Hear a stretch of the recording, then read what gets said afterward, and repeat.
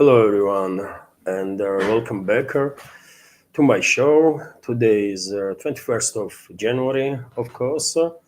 Now it's 12 p.m. Moscow time, middle of the day, and as always, I have prepared quite a number of news on some major developments. And well, hopefully, you will find a new segment informative and useful. If you have any questions, and I always see questions, dear friends, in the comment sections, and I don't know, I have repeated this many times. If you can, of course, you can send your question through support platforms, as that's usual stuff on all the other channels, right? You send your question through Super Chatter on Rumble, for example, or through PayPal or Boosty platforms. Links are under this video in the description box, and I will react on it, right? Or community chat when I'm engaged with the chat and with community and answering questions, all the questions that I'm receiving, that I see. It's on Sundays, right? So hopefully no one gonna be mad at me because I didn't respond on the questions on the work days, right? Community chat is on Sunday. And so, yes, if you appreciate my work, if you like my programs, please consider to support her. It's a daily struggle, by the way, survival of this project. And well, you can support her if you want to, of course, through PayPal platform, Boosty platform. Links are on this video in the description box. And you can subscribe to my Patreon page where I have second news updates almost on daily basis nowadays, on weekdays. And there are a lot of other content, hundreds of videos, by the way, on my Patreon and Boosty pages that are exclusive, only can be seen there. A link is also under this video in the description box. That's being said, let's go through some news, and there are a lot to discuss, isn't it? Today, mark my word, by the way, today is going to be Trump show, right? Today is going to be massive Trump show because he is about to arrive in Switzerland, in Davos, to participate in World Economical Forum, and of course, world media is big time focused on that. Probably we will hear quite important, let's say, statements, even if we don't like Trump or his manner, how he acts. He's the president of US, right? And he already made a big step. He already did a good favor, by the way, for the rest of the world, which is that he forced Western world to drop the masks, right? And if before, by the way, Western ruling class, all the regimes in the collective West that are controlled by these shadow forces, if they were acting, playing some games, right, pretending to have any moral high ground, any principles or the values, well, Trump make it quite clear that this is all BS, by the way. Western ruling class, Western elites have no principles that they declare to follow. They have no morality, and definitely not a high ground in regards to anybody in this world, right? They are as fake as one might get, Western elites. So this is all due to activity of Trump. So let's give him a credit when it deserved, right? Although in many other directions, Trump's activity is definitely raising some questions. But nevertheless, let's go topic by topic, and I will start with this report about last night drone attack by Kiev regime and its NATO backers on southern Russia, to be more precise, in Adygea region of the Russian Federation. And as a result of this drone attack, at least 11 civilians were injured, hospitalized. This is not final information. Of course, emergency services are working on the place. Residential areas were targeted, by the way. I can show you a video. So you will see that it's a clearly civilian residential area. that was intentionally targeted by number of drones by Kyiv regime. Terror campaign. That's the part of terror campaign that London initiated, and London's proxy Kyiv regime follows on daily basis. Let me show you this video.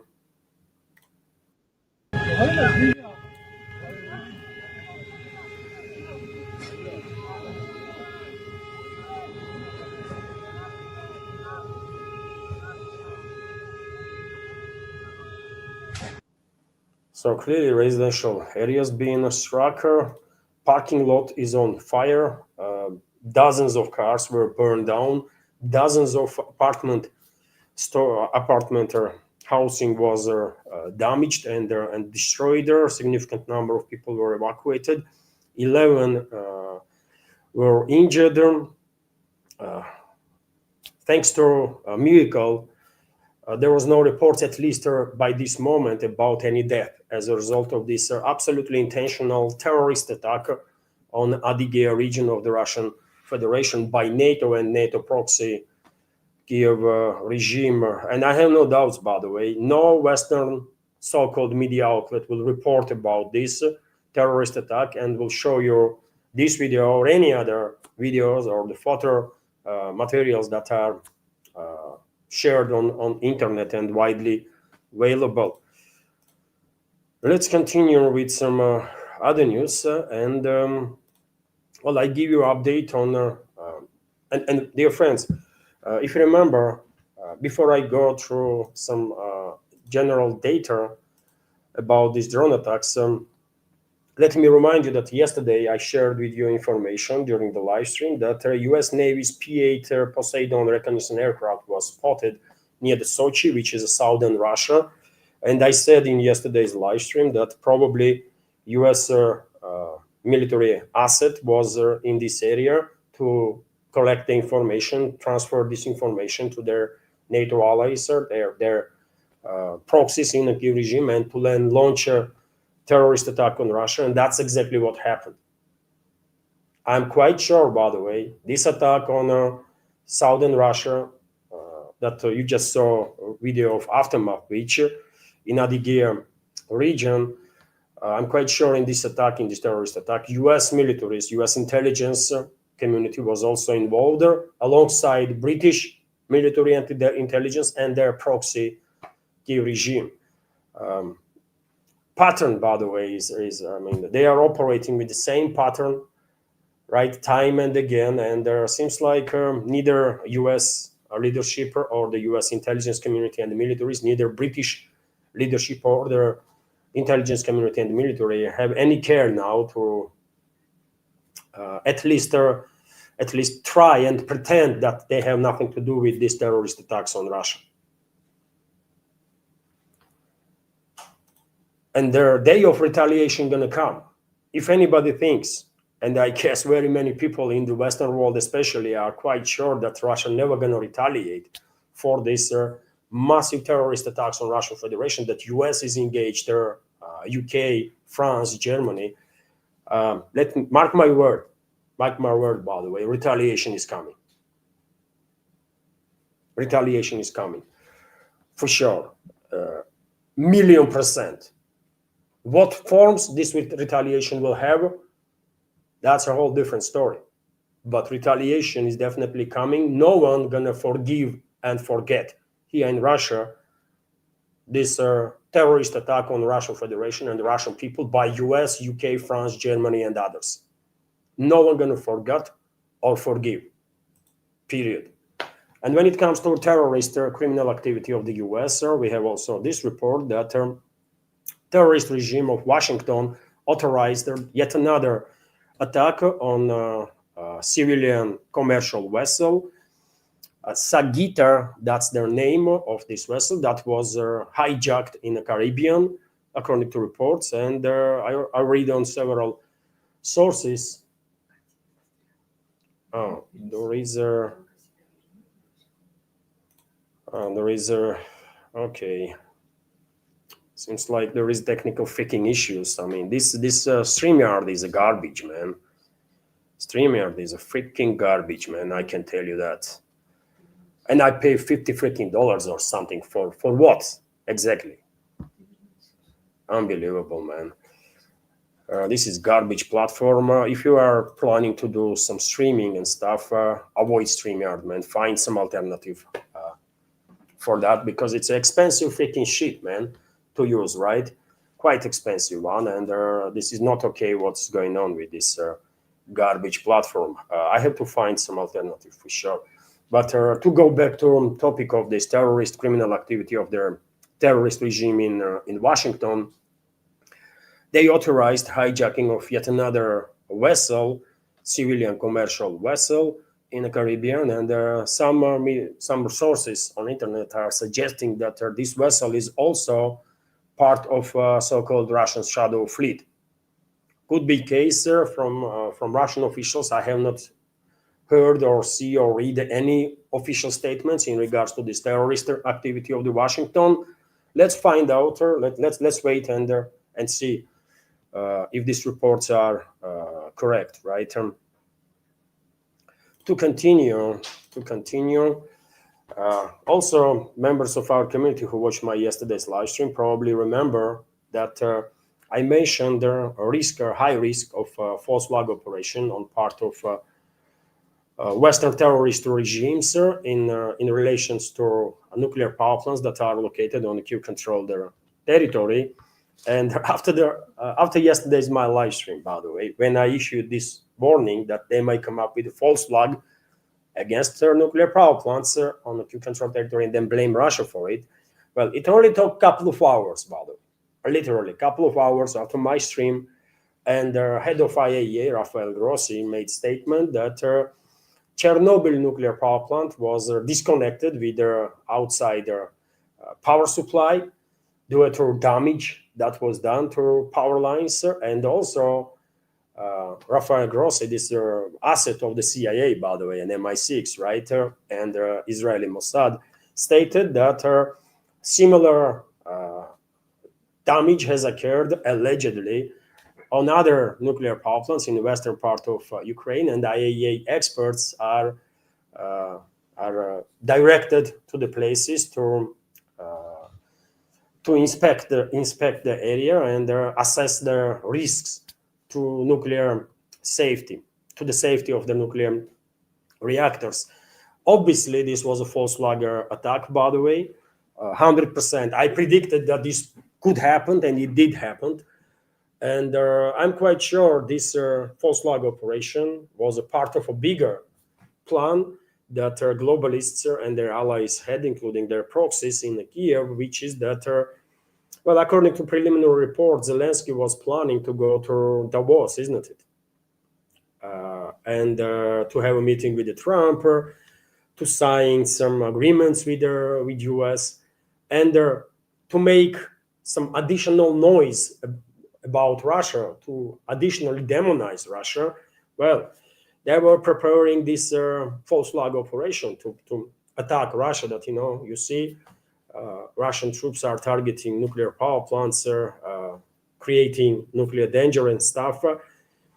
And you know why they didn't went ahead with this yet another tsunami of the false allegations?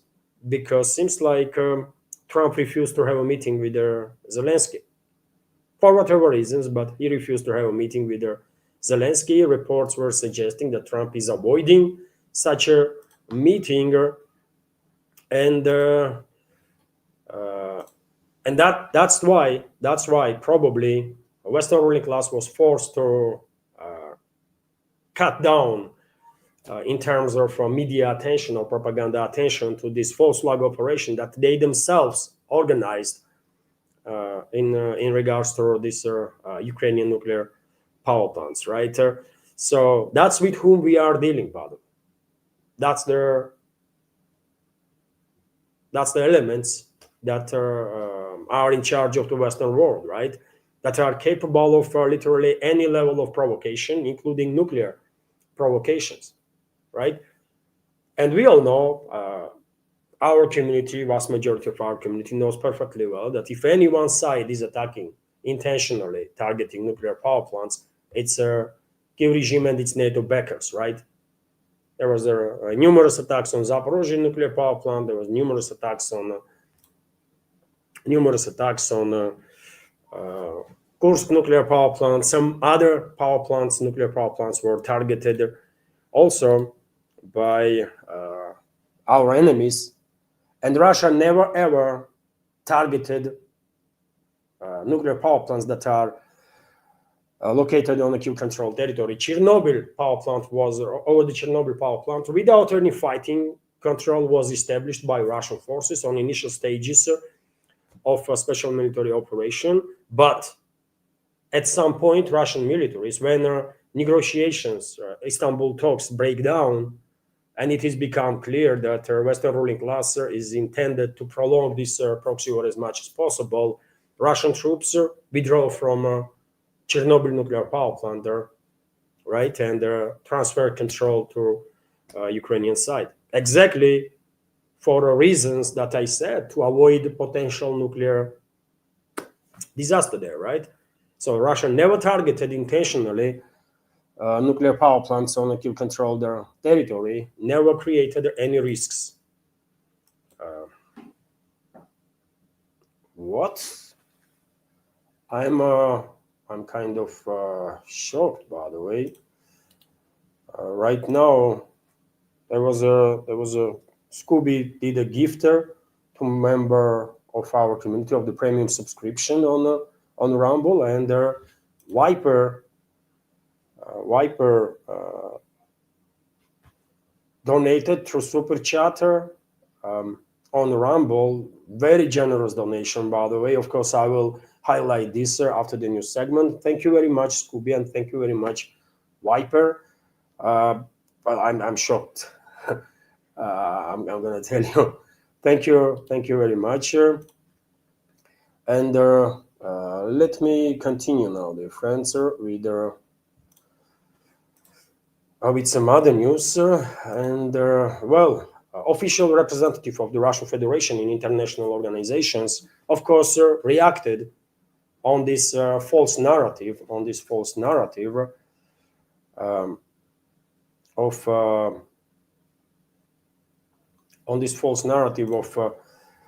IAEA head Rafael Grossi, and made a statement that Russia is never targeting any nuclear power plant. Let me give you some details. The Russian armed forces are not taking any deliberate steps to disrupt their power supply to Kiev-controlled nuclear power plants. This was stated to us by Mikhail Ulyanov, Russia's permanent representative to the international organizations in Vienna.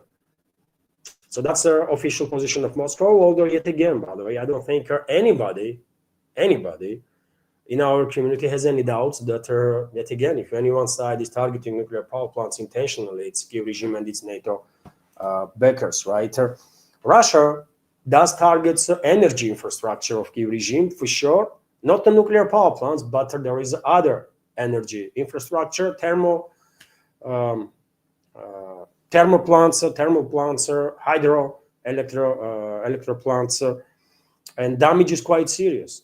So Russian militaries at some point might also target transistor stations that connect nuclear power plants that are operational on Kiev-controlled territory with the grid. Not the lines that are supplying nuclear power plant itself with electricity, but other way around. Russia might target stations that are directing electricity from nuclear power plants to the grid, right? To make sure that whatever is left from military-industrial complex of the Kiev regime not going to be able to produce weapons and participate in the further prolongation of this tragedy that Western ruling class provoked, right?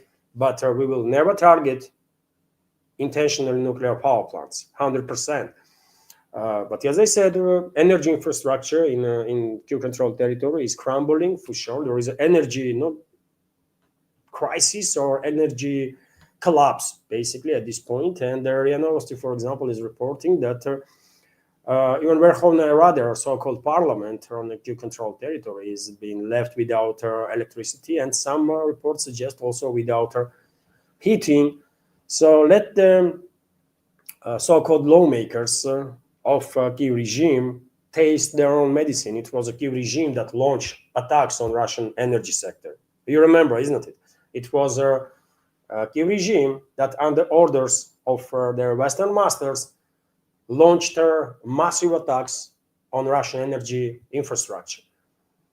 Russia started retaliating and will continue to retaliate. And now energy collapse is actually a reality on a Q-controlled territory. Once nuclear power plants are disconnected from the grid, once nuclear power plants on Q-controlled territory would not be able to feed the grid with power that they are generating, I guess energy collapse will be finalized at that point. And as I said many times before, best decision on part of civilians, especially in the cities that are still controlled by this Western-backed terrorist regime of Zelensky, best decision they can make is to as to flee cities. If they have duchess, to go to duchess, or if they have relatives in some rural areas, to go to the relatives, right? At least for winter time, or to go to Europe, right? Border is open; they can go to Europe and demand, because they have every right to demand everything that they will need, and the European regimes, terrorist regimes, have to pay them everything for life, for safety and security. Because this proxy war is only happened because of their Western ruling class, and including European elites, right? Let's continue with some other news, by the way. And as I already said, Zelensky was planning to go to Davos to have a meeting with Trump, with some other high-ranking representatives of the Western world. He was planning to sign certain agreements. And I'm quite sure this false flag operation that most likely British secret services and their Ukrainian proxies come up with in regards to nuclear power plants was done to give Zelensky additional talking points, basically, right, in Davos. But Trump avoided, according to reports, meeting with Zelensky. And yesterday, rumors start circulating that Zelensky made decision not to go to Davos, right? And later on, this information was officially confirmed. I believe things might change. Things might change if Trump will call him and tell him, you know what, come to Davos today. He might go, but officially, as it stands for now, Zelensky is not going to be there. And also, announcement of a plan to restore Ukraine has been postponed too. And the signing of this plan was scheduled allegedly also for this World Economic Forum. So the signing of the Ukraine recovery plan in Davos has been postponed. Financial Times reports this week planned announcement of 800 billion prosperity plan, which was to be agreed upon by Ukraine, Europe, and United States at the World Economic Forum in Davos, has been postponed. Newspaper wrote, citing unnamed officials. So this is one of the agreements that was planned to sign, and there would not be, because I guess Washington has no time for this, and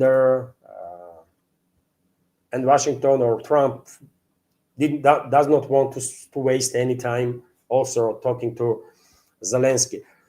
But what meeting that actually take place in Davos linked to Ukrainian crisis is that Witkoff, special envoy of U.S. President Steve Witkoff, had a meeting with the special envoy of Russian President Kirill Dmitriev. Witkoff assessed the negotiations with Dmitriev as very successful, right? Let's go through some details here. U.S. Presidential Special Envoy Steve Witkoff stated that talks with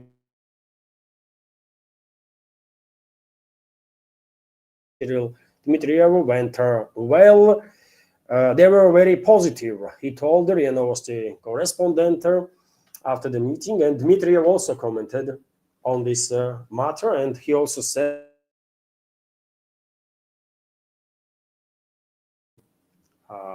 US envoys Witkov and Kushner, I guess Kushner was there too, and this is quote, more people are realizing the correctness of the Russian position. That's what Dmitriev said, and this is I mean, very, very optimistic statement.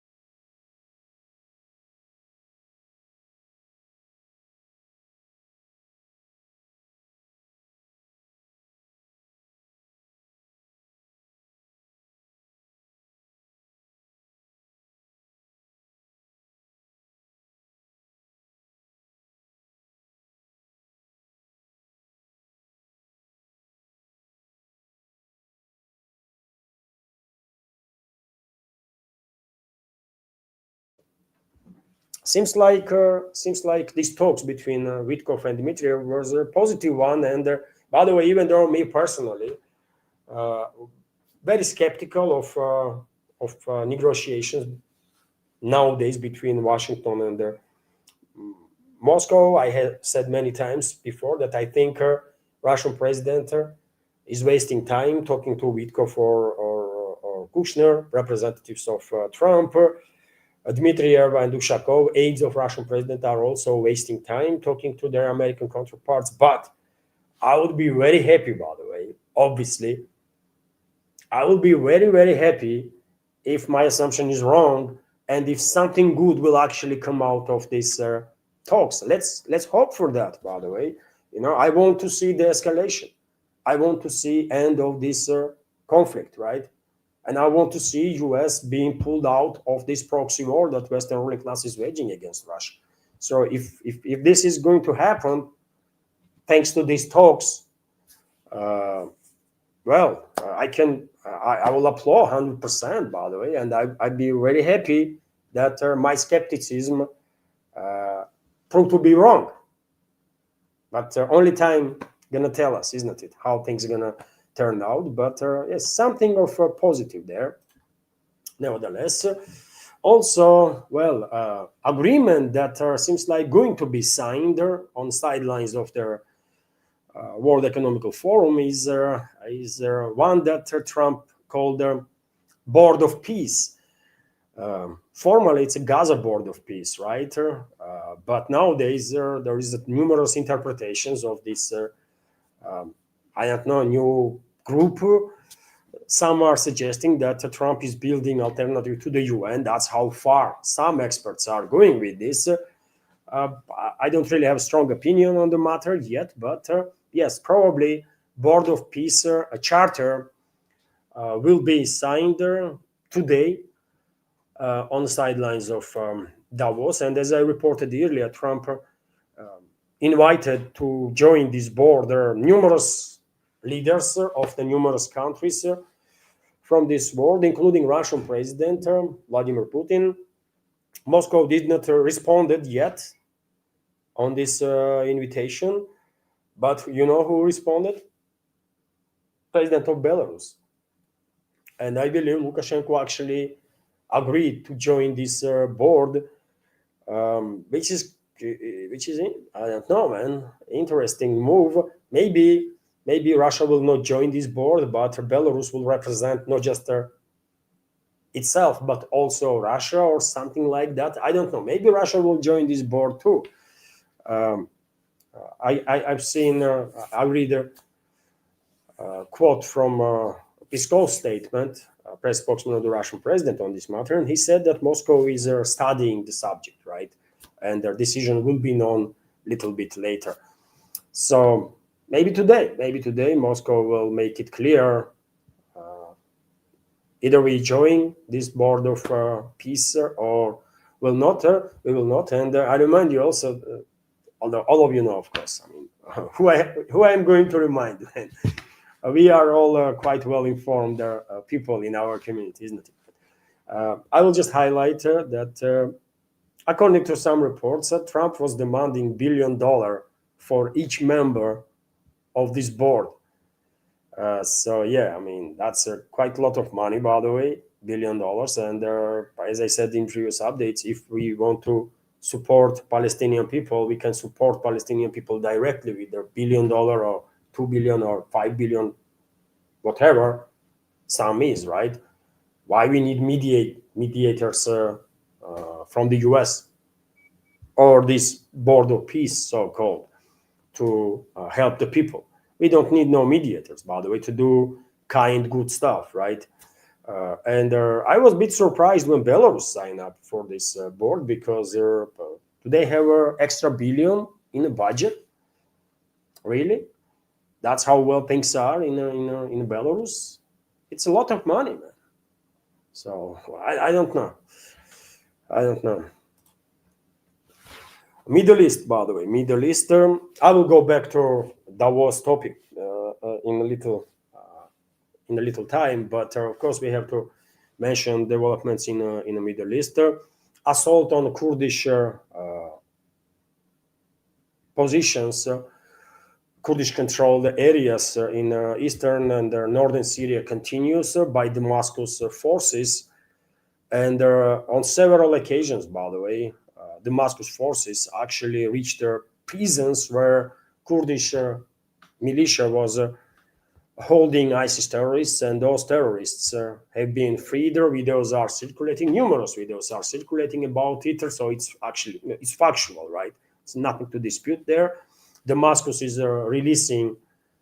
regime is releasing ISIS terrorists and continue attacks. Reports are that Kurdish forces in captivity in Kurdish-controlled areas, in prisons, there were around 2,000, potentially more, ISIS terrorists.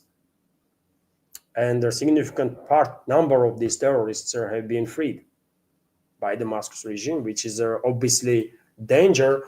And on this matter, Rami Abdul Rahman, head of the Syrian Observatory for Human Rights, this is a group, by the way, or the personality that was very actively used by Western propaganda when Russia was assisting government of Assad to defend Syria from the terrorist assault, right?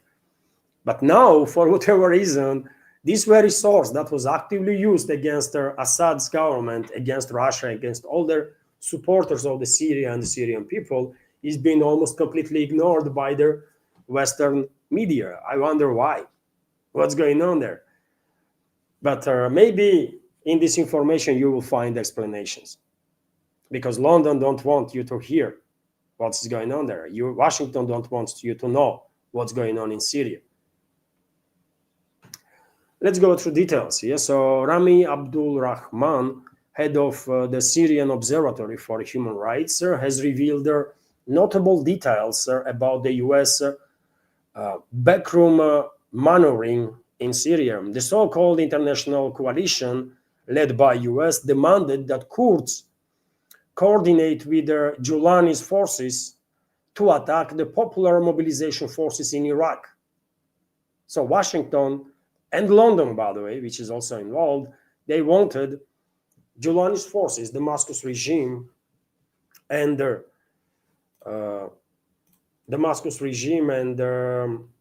Kurdish forces to get united and then strike on and attack Iraq.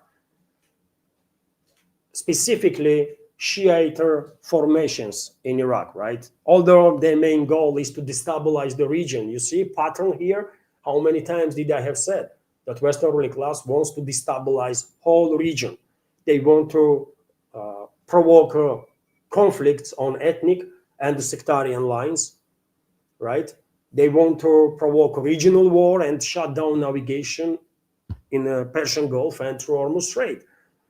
And this report is just, to me personally, indicates once again that my reading of the big picture most likely is correct, right? And of course, this intent of Western ruling class and their allies to destabilize the region, shut down navigation in the Persian Gulf and through Hormuz Strait, is a part of a bigger plan, geopolitical plan of the Western ruling elites directed against China and Russia, obviously, and the rest of the world quite effectively.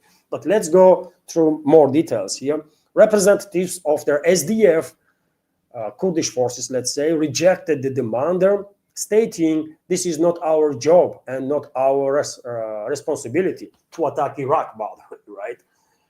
After that, Americans and their coalition partners, the British and the French, give the green light to unleash Giuliani's jihadist militants against the Kurds. They are now seeking to use imprisoned ISIS members in a war against the Kurds.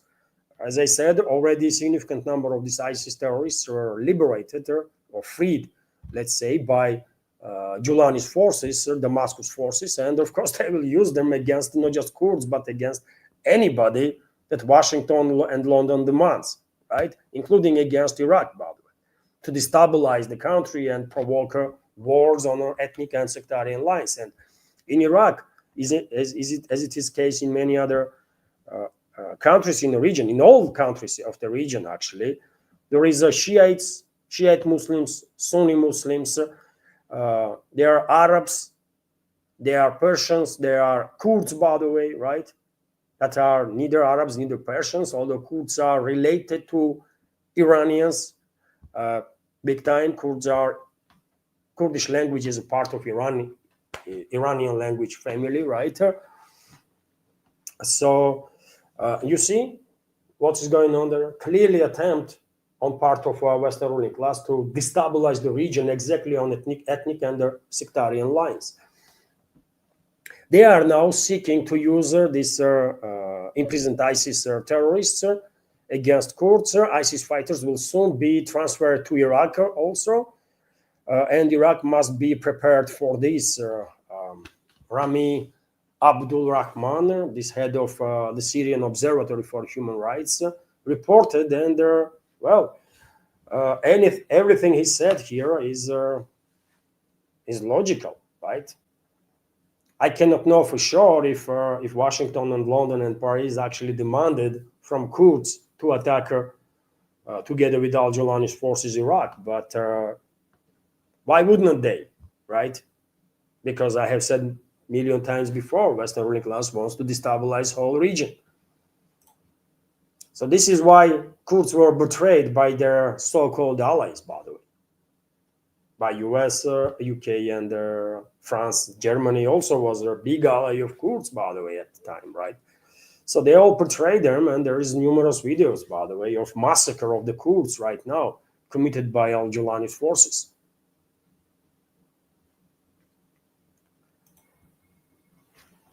Also, reports are coming in that additional US air defense systems are being sent to the Middle East, including more Patriot and THAAD missile defense batteries. This was reported by Wall Street Journal, and of course, this is also part of a preparation of the US to get engaged militarily. And not just against Iran, by the way, although Iran is, of course, number one in the list of their targets. But I'm quite sure US, UK, France, other Western countries are planned to attack numerous countries in the region exactly for the purposes, for the reasons that I just said, to destabilize as much as possible these countries and provoke internal conflicts and regional conflicts on religious and sectarian lines, which will give them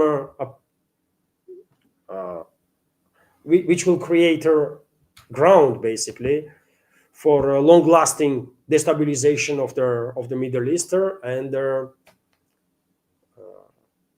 eventually that will cause, of course, destruction of the navigation in the Persian Gulf, or complete shutdown of the navigation there. And I remind you, dear friends, I have to start using different words. I will highlight, dear friends, if I may, that Persian Gulf and Hormuz Strait are still playing, by the way, key role in the energy supply of this world. Key role. right? So it's a big deal, obviously. Now let's talk about some other topics, and well, I forget to yeah I forget to make a chat visible on a screen, and I believe you can see here comments from both platforms simultaneously, from YouTube and Rumble, right? And so let's continue with the other reports. And Greenland. Greenland is, of course, going to be one of the major, if not the major, talking pointer of today's meetings in Davos on the sidelines of World Economical Forum. And as I said, Trump gonna make headlines all over the world, by the way, with his statements. I don't think anybody has any doubts about it, right? But meanwhile, Denmark plans to send up to 1,000 soldiers to Greenland. Media reports. So the Copenhagen is developing plans to send up to 1,000 Danish troops to Greenland by 2026, aimed the US claims to island. A Danish TV channel TV2 reports, citing sources. Additional deployment from the Danish Navy and Air Force are also possible, according to the channel sources. The military is expected to remain on their island throughout the year. Okay, what 1,000 Danish troops gonna do? Really?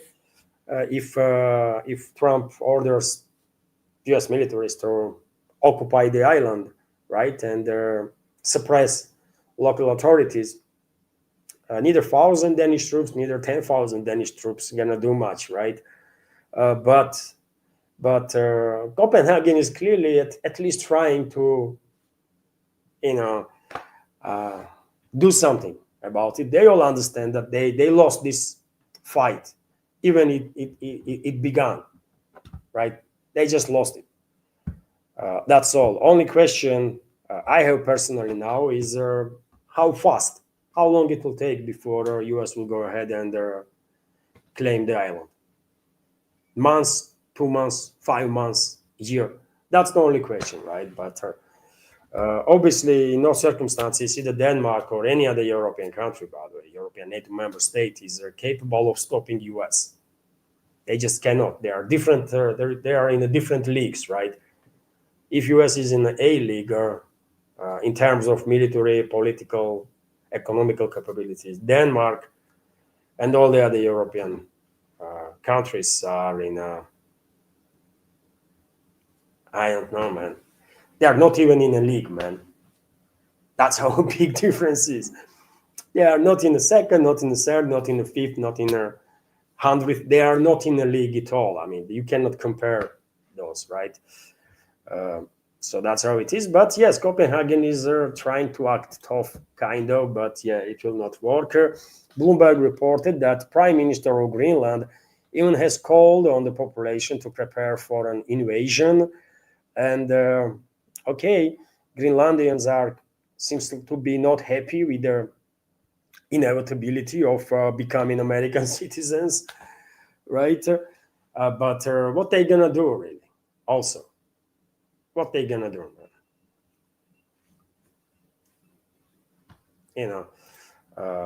U.S. clearly has no. I mean, U.S. leadership make it clear, by the way, that all these talks for decades about international law and rules-based order and all that stuff was just a fake talk, right? They were using these talking points against their adversaries.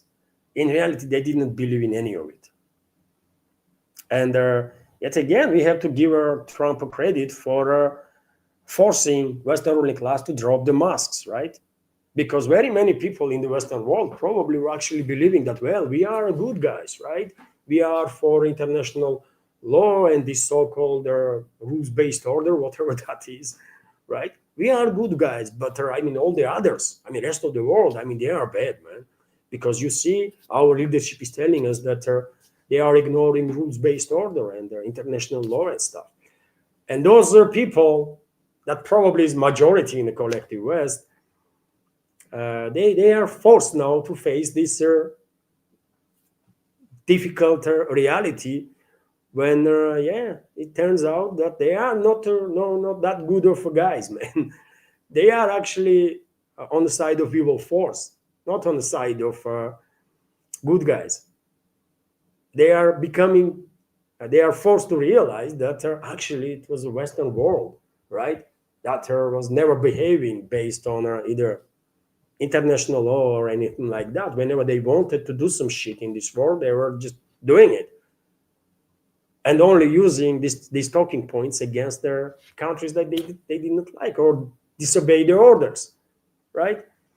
And well, this will make this forced realization of their objective reality probably will force very many people in the West to rethink their stance in regards to this world and how they see some global developments, right? So yet again, Trump did actually a good job for humanity while forcing Western ruling class to drop the masks, right? But yet again, we are living in a world in which we are, and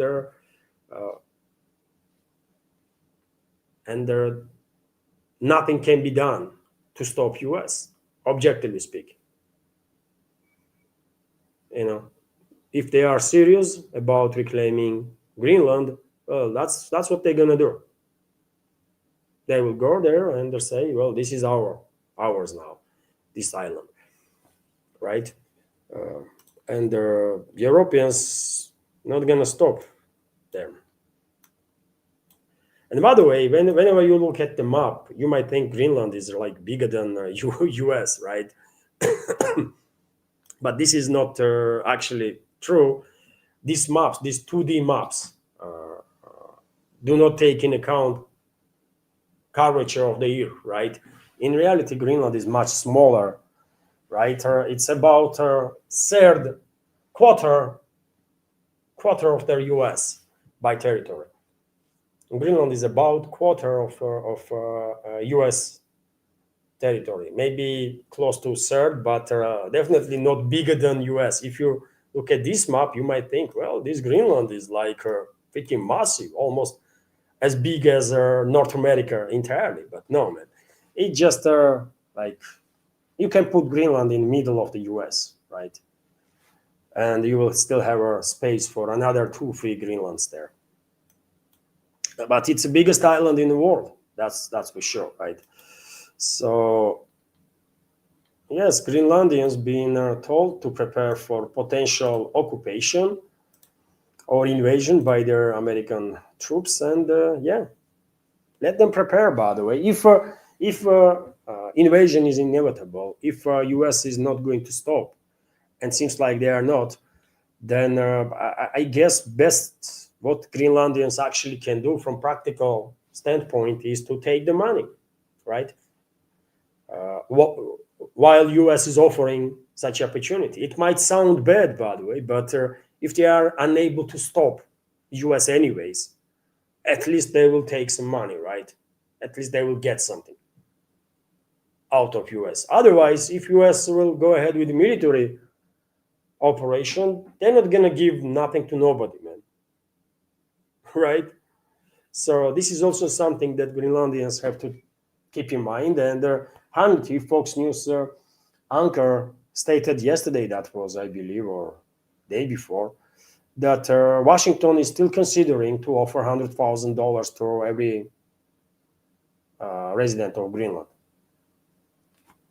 So, yet again, if Greenlandians cannot defend themselves, if no one can defend them from their allies, from their NATO allies, then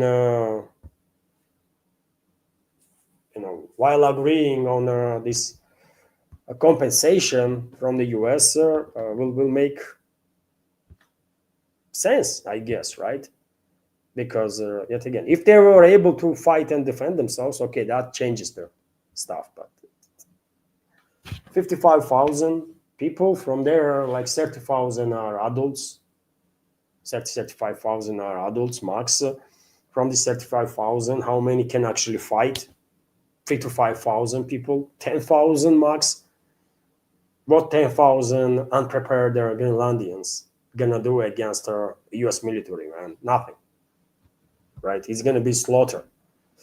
So they should think, man. You know, this bravado and you know we are this tough and we will never agree on this and that. Bravado may be good for public relations or something to boost self-confidence and stuff, but in real world, bravado is actually destructive. One should be realistic. That's the way, best way.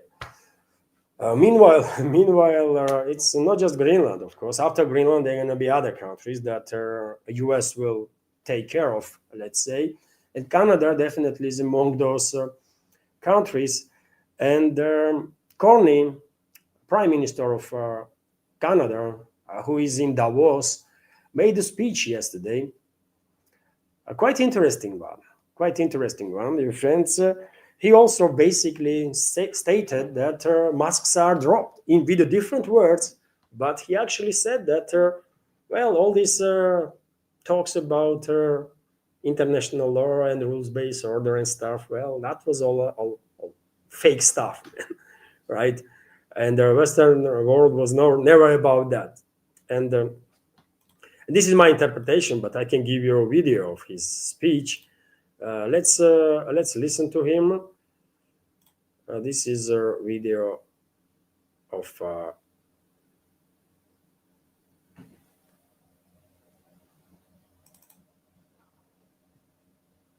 Canadian Prime Minister Carney. The story of the international rules-based order was partially false.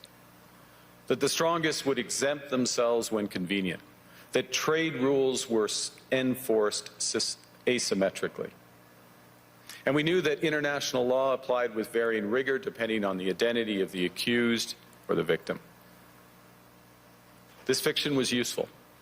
And American hegemony in particular helped provide public goods, open sea lanes, a stable financial system, collective security, and support for frameworks for resolving disputes. So we placed the sign in the window. We participated in the rituals. And we largely avoided calling out the gaps between rhetoric and reality. This bargain no longer works. Let me be direct. We are in the midst of a rupture, not a transition. Over the past 2 decades, a series of crises in finance, health, energy, and geopolitics have laid bare the risks of extreme global integration. But more recently, great powers have begun using economic integration as weapons. Tariffs as leverage, financial infrastructure as coercion, supply chains as vulnerabilities to be exploited. You cannot live within the lie of mutual benefit through integration when integration becomes the source of your subordination. Hey, you see, by the way, they are whining now. They are whining about actions that they were very happy about when these actions were directed towards others, right? When there was numerous, tens of thousands of illegal sanctions on Russia, Carney or any other leader of the anti-Russian coalition, let's say, in the West, none of them have anything to say. They were all happy about it. You know, yes, let's go, man. Let's put more sanctions on Russia. Let's try to destroy Russia as much as we can. None of them said anything critical. And now, when a U.S. ruling class decided that, you know what, we're going to change their game, right? And now we're going to take care of you too. These so-called tough guys from NATO. Well, this NATO leadership began whining straight away, isn't it? But yet again, we should give Trump a credit, man. He forced Western ruling class to drop the masks, right? And make it clear for everybody that Western ruling class, Western elites were never, ever about international law about principles that they were declaring that they are following, about morality and stuff like that. Never. They were all fake always, right? And well, if anybody still has any doubts about it, then I don't know, man. Those people are lost in that case. I mean, if what is going on right now is not enough to understand that Western ruling class, Western elites are completely fake, then yeah, those people cannot be saved, I guess, at this point, right? They've been completely zombified then. That's what that is. To continue, dear friends, when it comes to Canada, I want to share with you also this report that Canada is preparing for guerrilla warfare against US, allegedly. Media outlet, the Globe and Mail, reported, for example, that the Canadian military has developed a theoretical model for repelling a US invasion using guerrilla warfare methods similar to those employed by Afghan Mujahideen. The publication writes, any strategists, army strategists have been working on resistance tactics, including methods similar to those used by the Mujahideen against Soviet and subsequently American forces in Afghanistan. And theoretically, of course, Canadian troops, I mean, Canada still has an army, isn't it? Not really a capable one, but nevertheless, it's an army. Yes, whenever there is a certain threat, they have to react on it. Now, if Canada is facing any threats from anybody, that anybody is US, right? No one else is threatening Canada. And formally, Canadian militaries, of course, have to take some actions, come up with some strategies, how they're going to defend Canada and how they're going to do this and that. But in reality, do you believe, dear friends, that Canadian troops will actually fire at American troops? Do you actually believe that Canadian troops will fight against Americans? I don't. It took centuries, by the way. It took centuries for British ruling class, German ruling class, and then Western ruling class, right, to formalize, right, this political Ukrainianism, to brainwash enough people on Ukraine, in Ukraine area. That's how Poles called that territory, some territory, right, where that was they were occupying temporarily, Russian territory, by the way. But yes, that's how Poles were calling the area of occupation, Ukraine, which is an outskirt, right? In Polish, in Russian, it means outskirt, Ukraine. And Ukraine is coming from Ukraine, from outskirt. Ukrainians are outskirters, basically, right? Not the ethnic group. It was never ethnic group, by the way, right? If whenever we talk here in Russia, for example, I mean, my cousin is a Siberian, right? My cousin lives in Siberia, and we always say, "Oh, Siberians are tough people, right? Because of the climate, because of the this and that," and we always say, "Well, Siberians, oh, they are tough, man." But when we say Siberians, we don't mean these are ethnic group, some sort of ethnic group Siberian. No, these are Russians, right? Ordinary Russians, but they live in Siberia. It's a geographical designation of the area from where they are, right? So Ukraine is coming from Ukraine name, geographical designation of the area, right? But anyways, it took decades and decades and decades, centuries actually, for British ruling class and then German ruling class also play active role in this to brainwash quite a number of people with this political Ukrainianism. After Soviet Union collapse, they invested heavily, especially in Western Ukraine, right, to radicalize the people, indoctrinate people in Ukrainian nationalism, Ukrainian Nazism, fascism, right?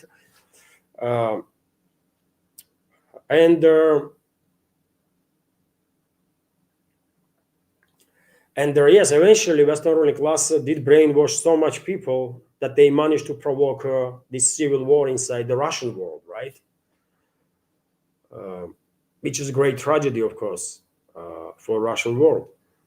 But I don't think there is a similar story to be said about US and Canada. They are also cousins, basically, right? They all are, most of them are European settlers, basically. Most of them, not all of them, but most of them, majority. And they see themselves as cousins, right? Closely related. And I don't think without extreme indoctrination into some radical ideas of the populations of the US and Canada, I don't think they will actually fight each other. So Canadian militaries might have some plans how they plan to oppose American invading force, but I don't think they're actually going to fight. If US decides that they're going to occupy Canada, yeah, some units might actually open fire here and there, by the way, but generally speaking, Canadian army will probably just stand down. Really, that's what I think, man. We have many members in our community from Canada, and it will be interesting what they think about this. Am I correct, or maybe I'm missing something, and maybe Canadians will actually fight against Americans? Will they? I'm skeptical of that, and I don't want to see such a confrontation, by the way. Let's be clear on that too, right? And hopefully they're going to be no war between US and Canada, but Canadians are preparing, by the way. They are scared, right? Not scared, but they are fearful that US might actually attack them. Meanwhile, Macron called on Europeans to defend themselves against the US. What a change in rhetoric, isn't it? Just 2 days ago, weeks ago, months ago, European elites were all about fighting Russia. And they still love to talk about Russia, by the way. Let's make no mistake. They love to hate Russia. But what a headline, man. Macron called on Europeans to defend themselves against the US. Oh, this is something, man. I have to make a screenshot of it, right? And then put somewhere. What an irony, by the way. What an irony, isn't it? So French President Emmanuel Macron called on the European community to protect itself from unilateral economic pressure by cooperating with the other countries. In a world of increased conflict, France and Europe must defend an effective multilateral approach as it serves our interests and interests of all who refuse to submit to dictates of force. He said at the World Economic Forum in Davos. Thus, the French leader named establishing cooperation between G7, BRICS, and G20 as one of the goals of their upcoming G7 summit in June. And by the way, this G7 summit was called by France, I believe, and the US president said that he is not interested in participating in that. And he attacked Macron. He said that Macron is outgoing element. No one cares what he has to say. And therefore, he has no time to waste on Macron. And very same Macron, by the way, noted that the world is currently witnessing a retreat from the international law and their dominance based on the principle of the law of their strongest. He suggested that EU's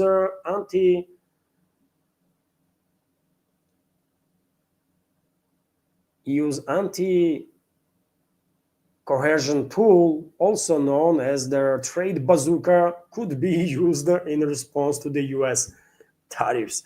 Trade bazooka, yeah, go ahead and do that bazooka stuff against US and then find out how it is, man, to be on the receiving end of strike from that empire, man. That's what US is, empire, and US leadership is no longer messing around. Yeah, they are avoiding the word empire yet, but they're clearly acting like representatives of one of such. And Macron was sitting also a meeting with Trump, but Trump refused her, and he left Davos. Macron not gonna be today on sidelines of World Economical Forum, which is also in some sense sort of a démarche against Trump on behalf of Macron. But yeah, Trump has a point. Who the hell is Macron, man? Who is he? He's a least popular politician in France, literally, right? A least popular president in France. Everyone hates him, right?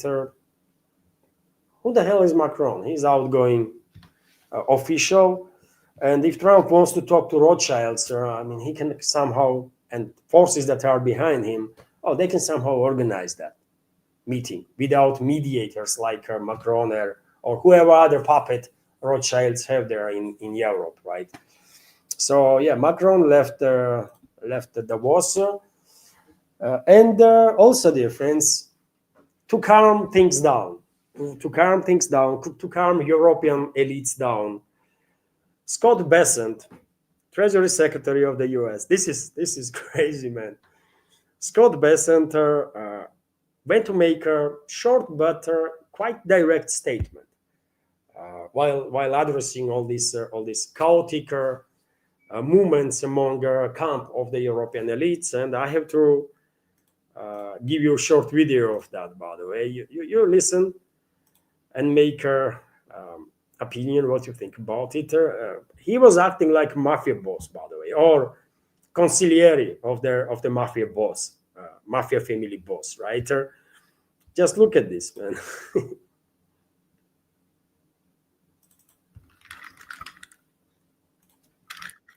I would say this is the same kind of hysteria that we heard on April 2nd. There was a panic. And what I'm urging everyone here to do is sit back, take a deep breath, and let things play out. As I said on April 2nd, the worst thing countries can do is escalate against the United States. So you see, he is just coming out and telling everybody that are in panic now in Europe that, you know what, like, chill, man, chill. Obey orders, or you're gonna find out. And that's the worst thing you can actually do, right? To oppose us. We are big guys here, and you are nobodies. So sit back and relax. Enjoy the ride. This is crazy, man. This is crazy, but that's the times that we are living, man. You know, clearly, I mean, Besant was in this chill mode, telling these European elites that, yeah, he acted like consigliere of mafia boss or emperor, by the way, emperor. And well, if Trump actually wants to maintain power, by the way, on his behalf and also on behalf of whatever groups are behind him, well, they need to do something about her midterm elections, and maybe even about elections in 2028. They have to do something about it, because Trump himself is losing popularity in the US. His ratings are on like 35 to 37%, according to latest studies. And well, you know, I said already that I think there is a high probability that Trump's team will come up with some plan, by the way, to postpone midterm election, and maybe even to postpone 2028 presidential elections. Maybe, right? I don't know what plans do they have, but I don't think that this force that is in charge now in US can risk to continue this gameplay, right? That they do for how long now in the US, when they are pretending to have elections and stuff, right? And people in US many people actually believe that they have elections, right? Which is crazy, man. What kind of elections when same group of special interests are financing your parties, right? And just giving you choice, pick between my puppets, which one you want. If you call that election, then yeah, okay. But because of this mental state of their society, significant part of it, that they have elections, right? Society might struggle to accept either to accept the results or to accept the policies, right, of their leadership. And to avoid all that mess, probably this group of forces that are behind Trump will go ahead with some plan to just postpone elections indefinitely. I don't know what they're going to do. Maybe they will introduce a martial law or something, right? But they're going to do something. And what is going on in Minneapolis might be just a test. That might be a test, by the way, right? All they need is to do the same stuff in a couple of more cities, right? And well, you have a sort of insurrection, well, and you have to. There is domestic enemies attacking country, and Trump will go and say, you know what, martial law, by the way, until we will deal with domestic terrorism and domestic enemies. That's it, man. And the elections are postponed indefinitely. Anyways, let's continue with some other news, and I still have a couple of more topics. And well, how spineless, by the way, how spineless these Western so-called elites are, man. That even Western propagandists, Western so-called journalists are struggling. These are propagandists, by the way. They are signing up for literally anything, but even they are struggling to communicate with their audience, right? Because this is not even double standards what is going on right now. And I believe this is a short episode from ITV, right? That I want to show you, and let's listen together. Anchor is clearly struggling to understand what the heck is going on, right? And their guest is Adolf Stammer or something, right? And look how hard he is trying, right, to make sense from nonsensical stuff. Let's go ahead and watch this video. It's a brutal stuff, man. I made a deliberate decision yesterday to not impose retaliatory tariffs, to not cancel the King's visit. These are actual things that he's chosen to do, a path that he's chosen to take in. And as a result, Donald Trump has called you out, basically, saying it's an act of great stupidity, of total weakness. I mean, you have to ask, if Vladimir Putin was talking the same way as Donald Trump about going in and acquiring a land by military force if necessary, we wouldn't be talking about calm discussions, would we? Well, the difference is that the United States is an ally. Our economy and our military and security capabilities are intertwined. We have to protect British interests. Is it still an ally? I mean, look at what he's saying. Yeah, here. absolutely. This is the new world. It feels like sometimes you're playing the old way. Look, so there's a political dialogue here. But look, I'm responsible with the Prime Minister for coordinating national security across government, and I can tell you that every single day, with the Americans and our other Five Eyes partners around the world, that military and security cooperation continues and is really, really important to British security and our global interests. So we have to deal with the political challenges in the debate, of course. We still think that proper British diplomacy is the way to deal with that. We're very good at that, actually, as a country. That's paid off in the past, and that's how we're going to keep playing it in the future. And I can see, dear friends, Odvantur is asking, who is this guy? He is, I can give you his official status.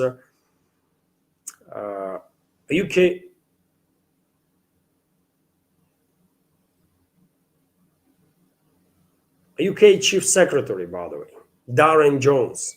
This is UK Chief Secretary. I guess he is aide of Stammer, Prime Minister of UK.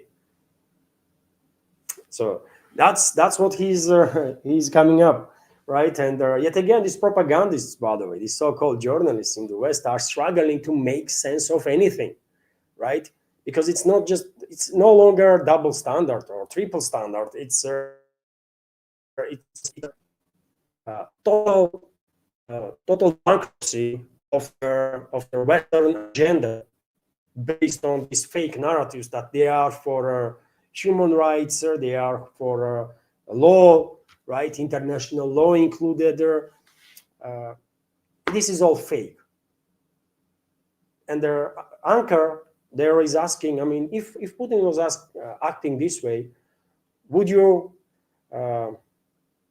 operate in the same way as you do right now, right? And there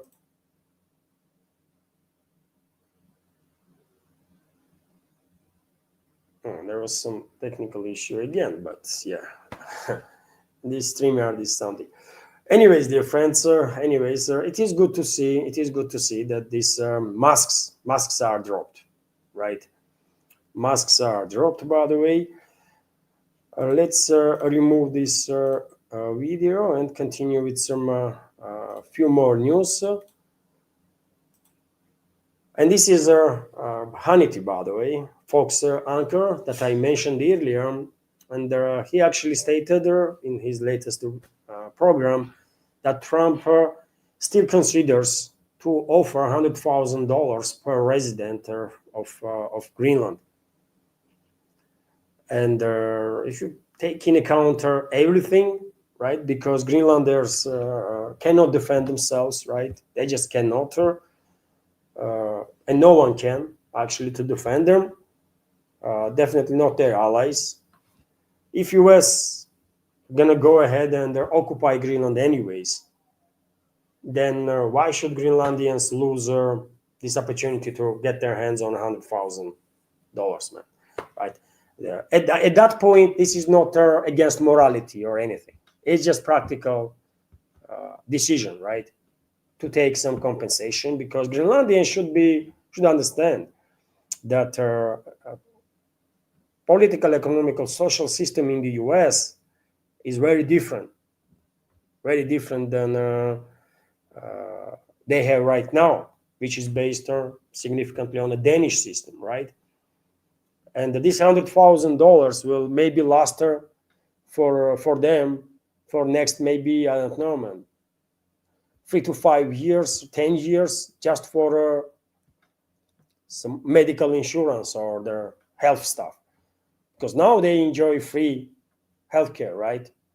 And there is no such a thing in US as a free healthcare.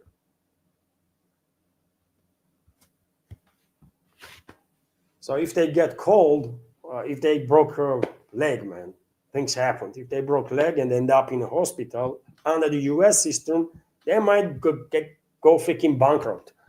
That's how much they're gonna be charged, man, right? And there are so many stories. Just check on internet, but there's so many stories that for even minor injuries, when people are forced to apply for medical assistance, they are getting some crazy checks, and very often insurance companies are refusing to pay, and people are going bankrupt because they just cannot afford tens of thousands of dollars to be paid for what, man? For spending 3 freaking days in a hospital for a broken, I don't know, man, leg or something. It's crazy what is going on in US. I don't understand why US people are not rebelling against this nonsensical healthcare system that they have, or about non-existent, actually, healthcare system. Because if you have no money, you don't have healthcare, right?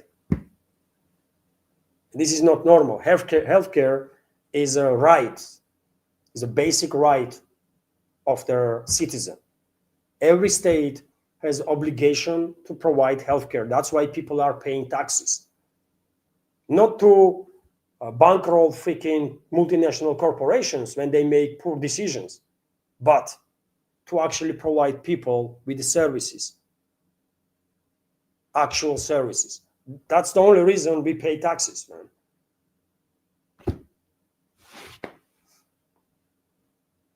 to have security, safety, prosperity, right? And healthcare is definitely part of security and safety, obviously.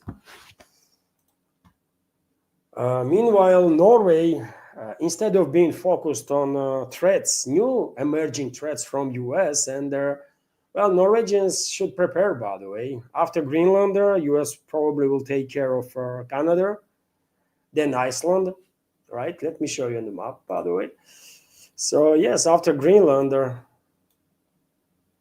US will probably take care of Canada because it's going to be easier, just you know. Then gonna be Iceland, of course. So Icelandic people, they should get ready for what is coming. And after Iceland, if you think US gonna stop, man, no, they're not. They're gonna take care of Norway, one way or another. And I don't think US gonna go ahead with the occupation of Norway, but US gonna suppress Norway big time, to neutralize any aspirations on part of Norway to play any key role in Arctics. US gonna be very harsh on everybody, right? From European countries that will oppose them, right? And especially in the north. So Norway is on is definitely one of the next in line, and all this stuff. Yet again, dear friends, let me remind you that all these developments are happening not because of some rare earth materials or mineral resources or stuff. This is of course important, but mainly this massive shift of attention of the US ruling class towards the Arctic is related to melting ice in Arctics, right?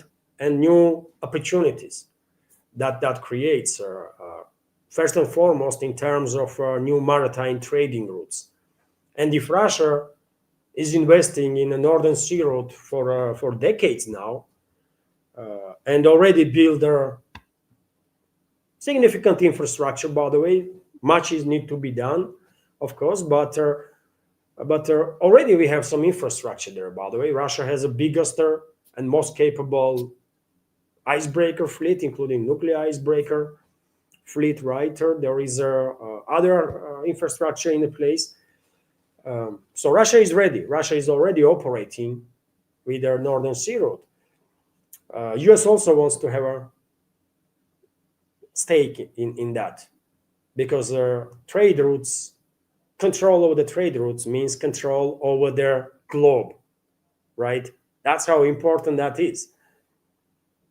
And US wants to have a stake in that, and well, they want to become Russian ally, Russian partner, not necessarily ally. Ally is a stronger word, although I have no issues. Exactly the opposite. I want US to be a Russian ally, of course. Why wouldn't I want to see that, especially because I have said a million times before, Russia and US are not natural enemies. If anything, we have to be allies, by the way, right? Which might happen in 20, 30 years from now, maybe. Currently, it seems absolutely impossible, but who knows, in 20, 30 years, things might change, and we might become either allies or maybe even good friends, man. That would be great. But anyways, that's what US ruling class wants. Stake in Northern Sea route, right? And with that, of course, comes all the rest. Mineral resources and the rest of the stuff, right? So to become a major player next to Russia, of course, US has to suppress everybody, every country that has any Arctic aspirations. Canada and Denmark gonna be first in the line, then Iceland, obviously, Norway, and in some ways, maybe UK too. And to deal with the UK, by the way, what American ruling class will do is they will use their capabilities to basically further promote independence movement in Scotland, right? and to basically break up the UK. And then US will deal with Scotland separately. That's what Americans gonna do, I think, right? But anyways, let's go back to Norway for a second, because what happened is that Norway has urged its citizens to prepare for requisition in the event of war with Russia. They still are pushing for this old freaking false narrative of incoming Russians, right? Russians gonna come, get ready, Russians already are here. We have to take your home now. We have to take your assets here and there, and your cars and everything, right? You own nothing. Everything is ours now because, Russians are coming. That's the strategy of Oslo, by the way. These people are so delusional, so freaking so out of touch with reality. It's just hard to believe, man. So Norwegian military has sent out thousands of letters urging the country's citizens to be ready for confiscation of their homes and their vehicles in the event of a war with Russia. This was reported by their Daily Telegraph newspaper, citing military officials of their kingdom. Okay, I wonder, we have several members, by the way, quite a few members actually, but one member of our community from Norway is very active, Alexander G. And I wonder if he also received such a letter from Norwegian militaries that they might confiscate his stuff if they want to, if and when, according to their agenda, a war gonna break with Russia, which is yet again, theoretically speaking, possible, because globalists might actually provoke such a war. And due to current escalation with the US, globalists might actually fast track whatever plans they have to provoke direct conflict between European NATO member states and Russia to somehow still keep US into this fight, right? So things might escalate very quickly between number of European states and Russia. But if we are serious, then and if Norway was independent, by the way, actually independent country, which is not the case, Norway is a British proxy, right? They just gained independent from Denmark like 100 years ago, 200 years ago. It's a relatively new country, by the way, Norway, that is. They never actually become independent. They just exchange Danish dominance on British dominance. That's all, right? And they are British proxy. But if the Danish political and military leadership was actually pro-Danish and was working for, this Norwegian leadership was actually pro-Norwegian, then they will prepare for American assault, by the way, because Russians are not coming, man. We have no interest to fight Norway, never had, right? Such a aspiration, such a freaking crazy fantasies. We don't want to fight nobody, really. We can fight, but we don't want it, right? And we know how to fight, which is also something to keep in mind, but we just don't want it, even though we are very good at it. So Norwegians can chill, by the way. Russians are not coming. Russians have no intention to fight either Norway or anybody, right?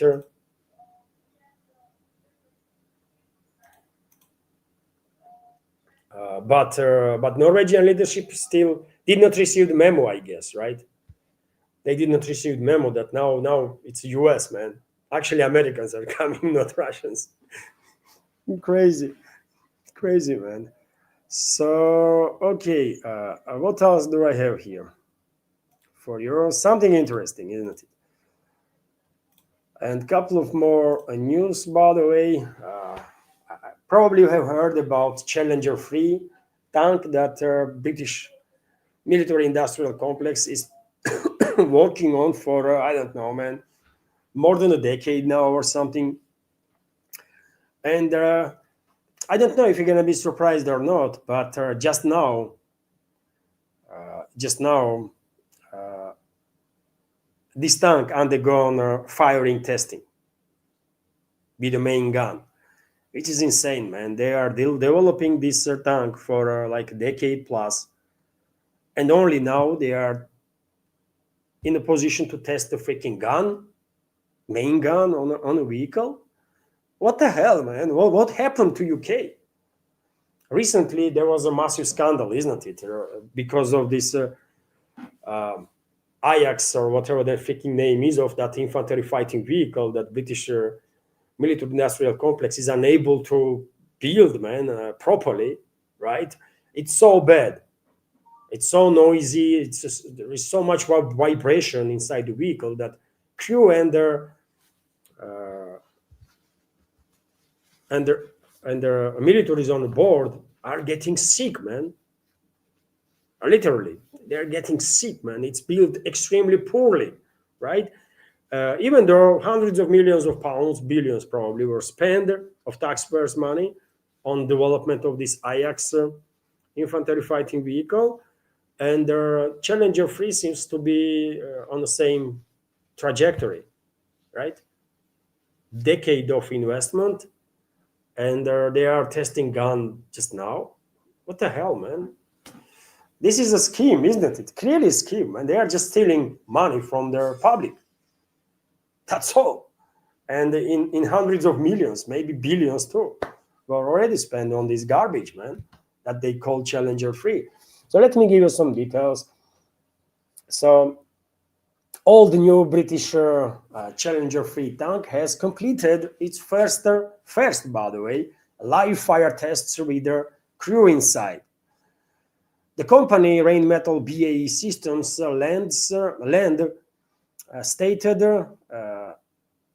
stated that their test conducted in the UK were their first in more than 30 years, when a new British tank fired from its main weapon on British territory. According to RBSL, first remote firing tests were carried out, and then, after completing key safety and system checks, firing tests with the crew were conducted also. Tank is equipped with a 120mm smoothbore gun L55A1 produced by Rheinmetall Waffe munition. And so, yeah, man, that's Challenger 3 for you, man. That's a British military industrial complex at its best, right? It's such a shame, man. It's such a shame. UK had a brilliant school, absolutely brilliant school of military engineering, by the way. And they have built numerous absolutely legendary tanks, planes, by the way. They were very good at many things, right? In the past, though. That was in the past. Now they are wasting freaking billions and their decades to test the freaking gun on tank. And if you think this Challenger 3 tank, by the way, is actually a new tank, no, man, it's a Challenger 2 upgraded, allegedly upgraded, by the way. Maybe not really, but allegedly upgraded, right? A little bit. Well, when it comes to Challenger 2s, by the way, have you seen that many Challenger tanks on the battlefield there in the zone of special military operation? No, you didn't. Couple of Challenger 2s from 12 that UK transferred to Kyiv regime, 12 or 14. Couple of them actually went to the front line and were quickly destroyed. Because these are massive, extremely heavy, by the way, slow-moving tanks, like basically station targets, right? After several of Challenger 2s being destroyed, the rest of them are hidden somewhere in Western Ukraine, I guess, right? They're not even deploying close to the front line, right? Those Challengers. And the Challenger 3, not going to be any better, by the way. It's also extremely heavy. loosely maneuverable, incapable of doing anything pretty much, right? And in era of modern warfare, when like $100 drone, $100 FPV drone can destroy the tank, is it even point to continue to big investments into traditional tank designs? I think it's useless, right? I think tanks are done basically, and we will see heavy tanks being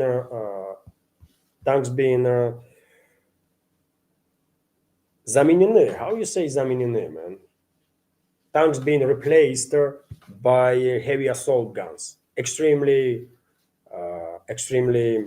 armored heavy assault guns. Maybe even that is questionable, right?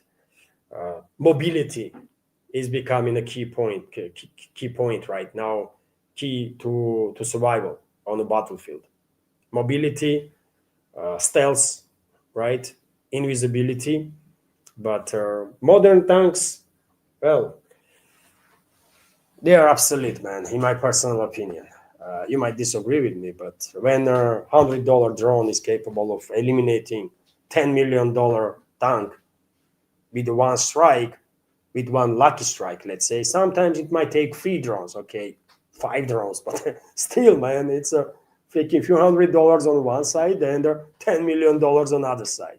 And Challenger 3 most likely will cost much more than $10 million if mass production will start. So yes, something just to keep in mind, that Challenger 3 is on its final stage, kind of, before mass production begins, I guess. Also, I think this is interesting news that Russia and Cuba interior ministers met to discuss anti-crime agenda and assess law enforcement cooperation. Moscow highlighted stronger allied ties with Havana despite Western sanctions.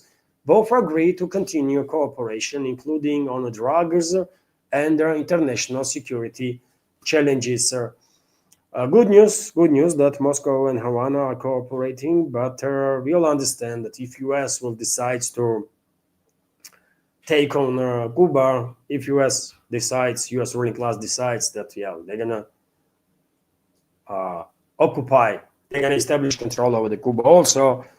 Unfortunately, I don't think either Russia or Russia and our allies, I don't think we'll be able to stop the US. This is unfortunate, but seems like yes, US completely transformed into this empire mode, and that's it. They will do whatever they want, and I would love to believe that we can stop US from attacking Cuba, but if it comes to it, but can we really? I don't know, man. Or will we start a third world war, the nuclear war with the US, if they will attack Cuba?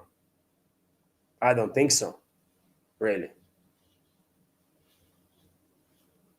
And I don't think we should actually even start a World War III or the nuclear war with the US if Cuba is attacked, because on one side there is a Cuba, and there are my great sympathies to the people of Cuba, of course, but on the other side is whole of humanity. We can never ever allow war to happen between Russia and the US. We just cannot allow this to happen, man, because we will obliterate not just each other, but we will obliterate whole of humanity. That's how many nuclear weapons we have. I mean, us and US. So yeah, Cuba is in a very difficult situation. That's why I said there in one of my previous updates that maybe for Havana, it will be reasonable to seek some contacts with Washington to avoid some extreme developments, right? And I think there is a probability that through diplomatic means something can be done, right, to restore sort of relationships between Havana and Cuba, and Havana might actually take in account interests of the U.S. order, some influential forces in the U.S., right, to avoid, yet again, to avoid the invasion and to avoid death of their thousands, potentially tens of thousands of innocent people in case of a U.S. military attack, right? So yet again, who am I to tell Cuba what to do and how, but I hope they will manage to find ways that will allow them to avoid direct confrontation, military confrontation with the US, because that's what is in their best interests, I will say, right? I want Cuba to prosper. And I have relatives in Cuba, by the way. I have closer,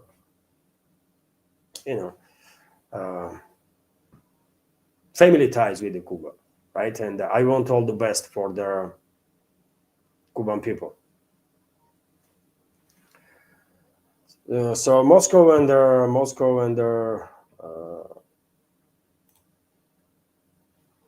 Havana cooperating. This is good, and hopefully Moscow will help. Moscow will help through diplomatic means Havana to establish some more or less normal relationships with Washington. I believe this can be done, man. I believe some compromises might be found, and relationships between Cuba and the U.S. might improve, and they should improve, by the way, should. And I will end news segment, dear friends, on this report that, gold prices hit a new all-time high. Just yesterday, I reported about yet another record on the gold prices, and it did not take long before prices went even higher, right? And for example, TASS News Agency said here that the prices of the gold features for February 2026 delivery on the COMEX exchange division of the New Yorker Mercantile Exchange has reached a new all-time high, surpassing $4,750 per troy ounce, according to trading data. At one point, price was $4,756, which is quite significant, isn't it?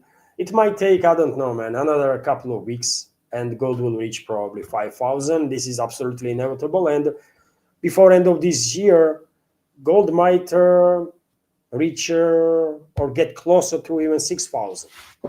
Eventually, it will go up to 10,000. I have no doubts about it, man.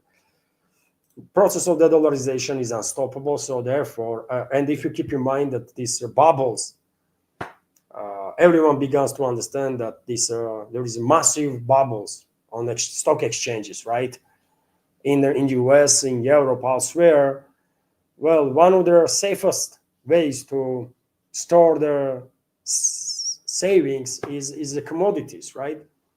So interest towards their precious metals will only increase, among other commodities, of course, and also process of the dollarization will accelerate further. So there is no reason, not even a single reason, why would anybody think that gold price is going to come down? Not now, not in decades, but in 100 years, when humanity will learn how to harvest asteroids. Yeah, at that point, maybe. At that point, maybe, right? When we will get our hands on tremendous riches of these freaking asteroids, that some of them that hold their, tremendous values, right? Or tremendous volumes of their rare earth, precious metals, everything, you name it. Probably some stuff that we does not even know that exists yet. And this is it for now, dear friends, for this news segment. Relatively long one, 1 hour and 45 minutes right now. But hopefully you liked it. Hopefully update was informative and interesting. And dear friends, right now, let me highlight super chat. There was Scooby, by the way, a member of our community, was very supportive, and he gifted 3 members of our community with their with their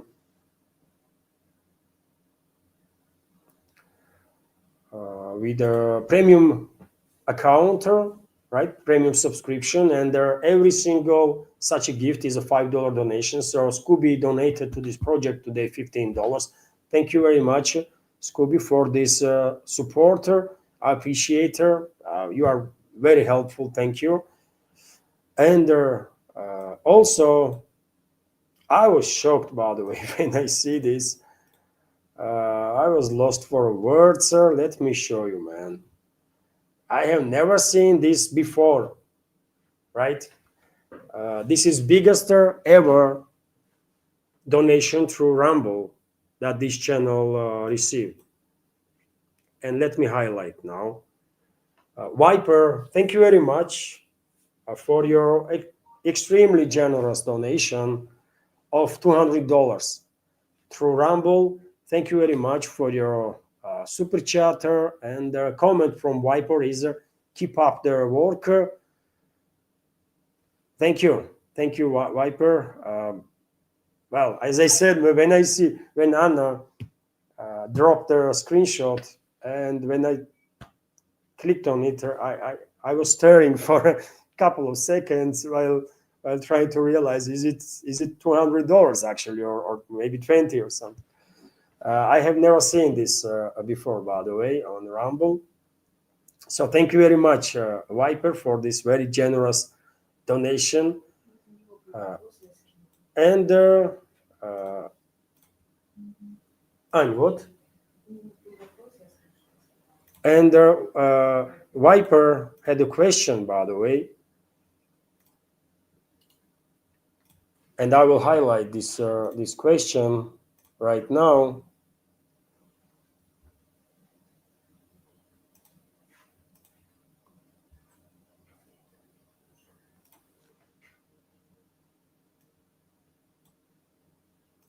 And let me highlight.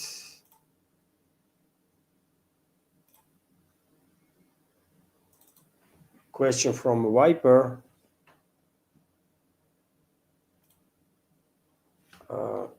Is cable internet difficult to get?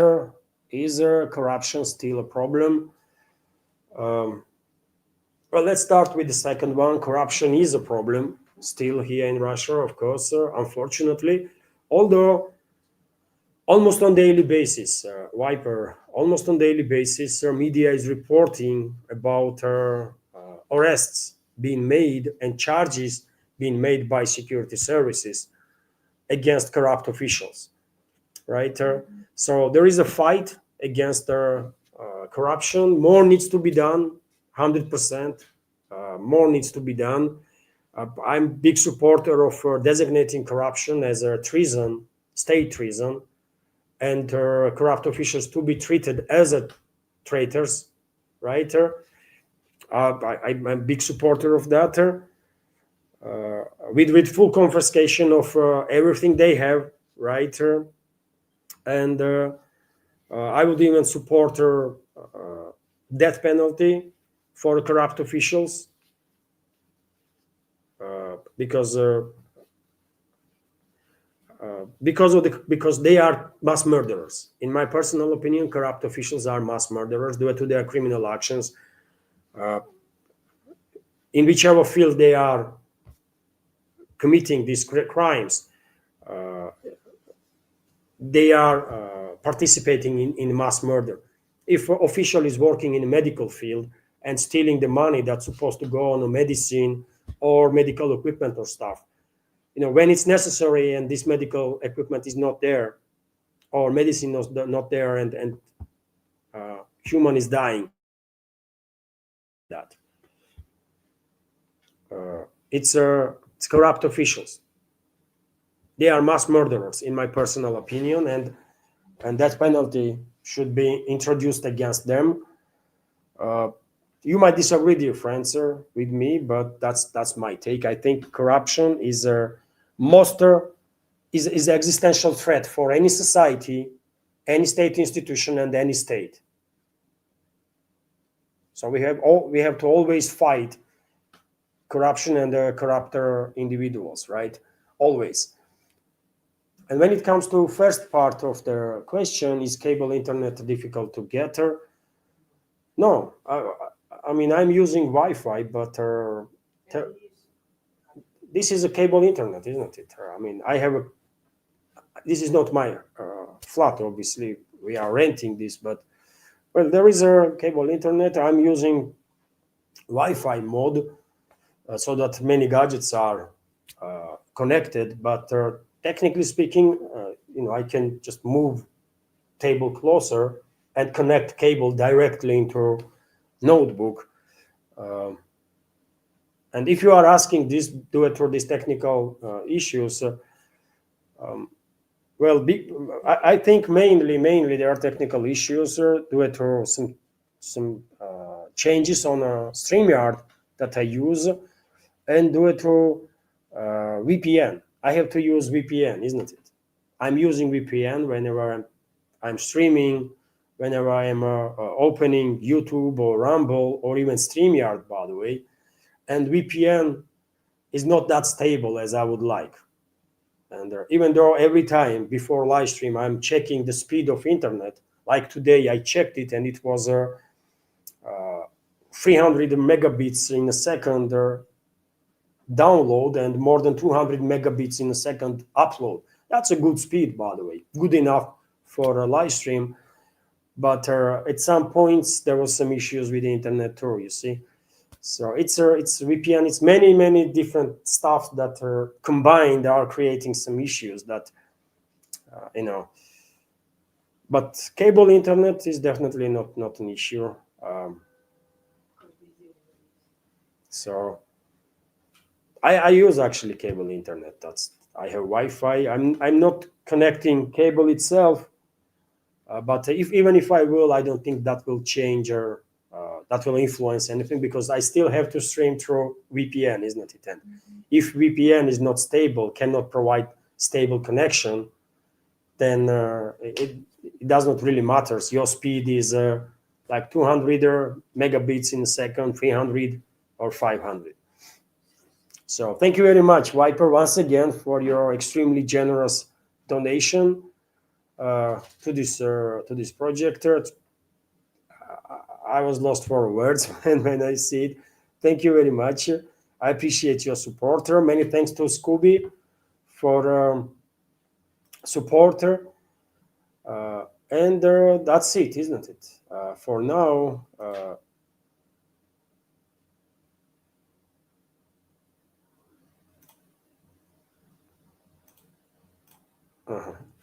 This is it, dear friends, for now. Have a wonderful day. And later on today, let me just remind you that later on today, I will have second news update on my Patreon and Boosty pages. And I hope you will consider at least to join our communities there on Patreon and Boosty. That will be great support too. Thank you all, dear friends, for your attention. Have a wonderful day and take care. Bye for now.